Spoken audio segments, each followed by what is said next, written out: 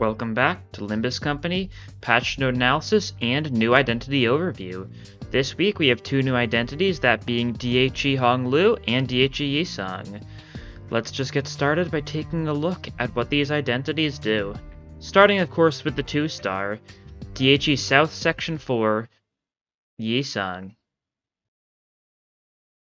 Limbus 컴퍼니 이상이요. 조금 조용히 하도록 하지. 이곳은 지식의 성전이니 지식을 쌓아둘 수 있을 때 최대한 쌓아두어야만 하오. 언제 어디서 휘발될지 모르기에 그런가. 공부를 더욱 게을리하지 말아야 하겠군. 정진아. Similar to Dieci Rodion, Yisung is a fist of Dieci, which means he seems to be very much focused on tanky things. You'll see if you take a look at his kit, he's very similar to Rodion's, although with a little bit of a different focus. Looking at it, once again, it's insight, it's discard, it's sinking. Let's just get into it. So the skill 1, expend knowledge, 2-coin gluttony pierce skill. Gain insight times X% of max HP if the skill is discarded, very similar to Dieci Rodion.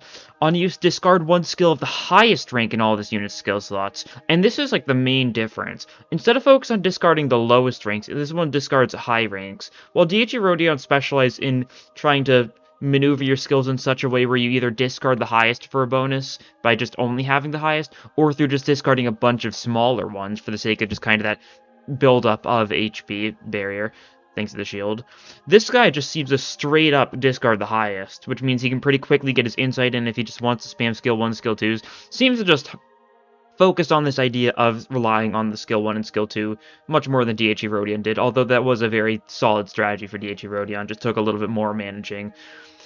On use, target as X plus sinking, gain coin power, and on hit, lower user stagger threshold by insight with both the coins. Very interesting. That's kind of like the main benefit this guy seems to get from his skill 1, is that he just gains, instead of gaining like coin power or something, lowers user stagger threshold. So if you do it well, if you say do turn 1, you've got a skill 1 and a skill 3. If you just use the skill 1, you can just get your stagger threshold down a little bit. Assumably this will be a single stagger threshold ID, but it's a 2-star, so it might end up just being a 2 stagger threshold anyways. They have kind of been reducing the amount of 1 stagger thresholds, it feels like. But I digress. Very interesting. And then the skill 2, Seal Shut, 3-coin Lust Blunt skill. Once again, insight times X% of max HP shield. There's a very decent chance that the numbers are going to be a little lower than Rodion's. Maybe instead of it like 5% for skill 1, 10% for skill 2, maybe it'll just max out at like 4% for skill 1, 8% for skill 2, aka what Dieci Rodion is at not max up tie. But we'll have to see. On use, discard one skill, the highest rank of all this unit's skill slots. Once again, similar to skill 1. If target is X plus sinking, gain coin power, and gain aggro to this skill slot next turn. And then the coins 2 and 3 inflict sinking equal to insight. Once again, just another benefit for discarding your skill 3 with this skill. Although in this case, it's less setuping your own stagger threshold and more so setuping the sinking potency on the target. Although their only sinking count from this unit is the skill 3. But if the enemy already has a fair bit of sinking count, this could be a pretty good way to deal with that. But then the skill 3, which he seems so very inclined to just throw away, Grace of Knowledge, 4-coin Sloth Blunt skill, insight times X% of max HP when the skill is discarded. I really wonder why they don't have just like an on-discard type thing, similar to how there's like on-use things in these skill descriptions. I really feel like they should just have on-discard at this point, instead of having to like have it like in its own separate section at the top. Feels like it would be a bit more readable, but once again, kind of getting off topic. Gain aggro to the skill slot next turn. At X% minus HP, gain coin power. And on hit, inflict sinking count. So this is kind of where it seems to, everything kind of falls together here. This is how you set up sinking count, and it's also just kind of benefits you from being hit a bunch. When we get to his passives, you'll see why this guy likes being hit a lot. But this way, if it's probably like going to be like below half HP or something. So using your skill 1, having your skill 1 discard a skill 3, you can get your stagger threshold down, which means you can guard, you can get below half HP without getting staggered, and then you can gain a bunch of coin power on the skill 3, which seems to just be the general flow of this identity. Very interesting, even if there is a lot of similarities to Dieci Rodion here. I can definitely see the benefits. Now, the defense skill, Fixated Study, randomly discard 2 of this unit's skills in ascending order of ranks from all of its skill slots. Now, the way this is worded is a little weird. And I want to pull up Dieci Rodion's skill 3 just to see how it says it. It's there it says discard 2 skills of the lowest ranks in all of this unit's skill slots. But for Yisong, you can see it's 2 of the skill slots in ascending order of ranks from all its skill slots. Likely what this means, if you say had 2 skill 1s and a skill 2 to discard, it would discard one of the skill 1s and then move on to discarding a skill 2 as well, instead of just being 2 skill 1s, which is what Rodion's would do. Which means that chances are this guard will get you to at least Insight 2, assuming that you've got enough things to discard that aren't just skill 1s. Likewise, this means if you had 2 skill 2s and a skill 3, then it would discard one of the skill 2s and a skill 3. Just bring you to 3 Insight just like that. Of course, that's just what I assume based on how it's worded, but that seems to be what it's implying at. And on use, gain aggro to the skill slot next turn. It's nice. Now, the reason why you want to get hit so much is because of this passive, Sinking Knowledge. When attacked, inflict sinking on the attacker. When attacked while shielded, inflict additional sinking on this attacker. So this is your main way of being, sinking support on this unit. You want to have a lot of shields so you can get a bunch of sinking on the target, which means you want to have your stagger threshold far away so you can get below half HP, so you can use a skill 3 to get the sinking count up and get a bunch of coin power on that. And then the support passive is also pretty nice. It seems to be pretty good if you're trying to do solos with, say, Dieci Rodion. When an ally with the highest speed discards a skill, gain X times discarded skill rank percentage of the max HP is shield. Definitely seems to fit what these guys are doing too much. Of course, it only works for discard IDs, so this is definitely not a passive you'd use on a normal team most of the time because of the fact that chances of the discard being the highest speed aren't always the best. But who knows, maybe it could be good for Mole or Otis or something. Overall, very interesting kit. I'm a big fan of Dieci Rodion. It's already one of my favorite A's in the game. And this seems like a very similar, yet a very different take on the discard insight thing. And it really seems like it'll be fun to play around. We'll have to see how strong he is in damage and how much sinking it is. But I do like the way they were going. I was a little worried because, it's for Yisong. He's already got Spice Bush, which is basically a lock-in for sinking teams.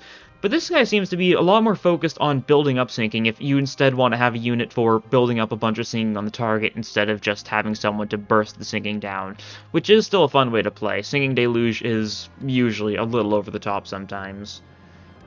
Yeah, pretty cool. But that's enough of the 2-star. Now, it's about time we looked at the 3-star, the very first key we've seen of Dieci Association, that being Honglu. 오셨어요? 마침 잘 오셨어요. 제가 오전 연구회에서 뭘 알게 되었냐면요. 이런, 놀라셨나요? 이 열쇠는 이런 식으로 커지기도 하고 작아지기도 합니다. 지식을 담는 만큼 강해지죠. 개운하게 정리됐어요. 머리까지 너무 개운해진 것 같은데. 다시 공부하면 되죠. Dieci South Section 4, Honglu is the 3-star on this banner, and another discard, another insight, another sinking type unit, although because he is a key, instead of being a very tanky type unit, instead he seems very much an offensive unit, very much against what Rodion and Yisong have going for them. Looking at it, his skill 1, Expend Knowledge, is normally a 1-coin/Wrath skill. On use, discard 1 skill of the highest rank in all this unit's skill slots. Gain Clash Power proportional to Insight. And the first coin inflicts a little bit of sinking count and gets reused based on how many times you use Insight. Now, you kind of see this in the actual trailer for Dieci Honglu, how it kind of shows the skill 1 twice, and it shows the skill 1 with a single hit and a skill 1 with 3 hits. So that means if you are at 3 Insight, you sure do just use this coin 3 times, which means you inflict sinking count 3 times. Even if it is only, a single sinking count, that still means it, balances itself out, and honestly, it might end up being a 2 sinking count thing. This could be a really good way to get a bunch of sinking count on an enemy pretty quickly, especially if you do manage to discard a skill 3. Although we'll have to see. Then the skill 2, Unveil, 3-coin Gloom/skill.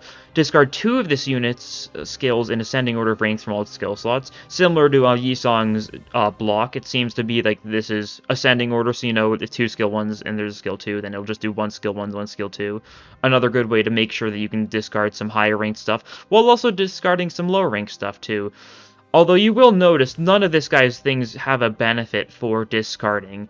Yet, but we'll have to get the passive to see just why you want to discard a bunch of skills. Gain coin power proportional to insight, and inflict sinking with a third coin. Simple enough, a little bit of sinking, seems like a good way to burst down sinking, and because it is a 3-coin gloom skill, it would work really well with something like, never mind, I almost said the wrong thing. Ignore what I'm saying, going insane. Skill 3, Cyclical Knowledge, 3-coin Sloth Blunt skill, gain coin power proportional to Insight, and this one doesn't discard anything, so if you manage to get to Insight 3 and then start, say, spamming skill 3s, potentially by using Mirror Dungeon skill changing, you could make it so you just have, like, maybe, like, a bunch of skill 3s, like 4 skill 3s and then, like, 2 skill 2s or something like that, so that way you can use a skill 2 to discard stuff and get to 3 Insight, and then spam skill 3s, keep a bit of a bunch of coin power. Which is basically kind of the case for a lot of these discard IDs, although this is very unique in the fact that it doesn't have a discard on the skill 3. On use, deal more damage based on sinking on target.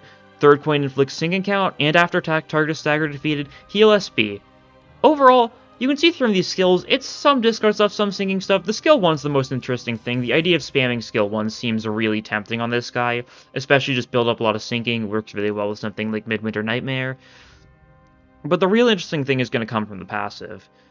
First off, defense is an actual evade on use randomly discard 2 of this unit's skills in ascending order of ranks from all its skill slots. Once again, ascending order, don't need to repeat it again, I don't think.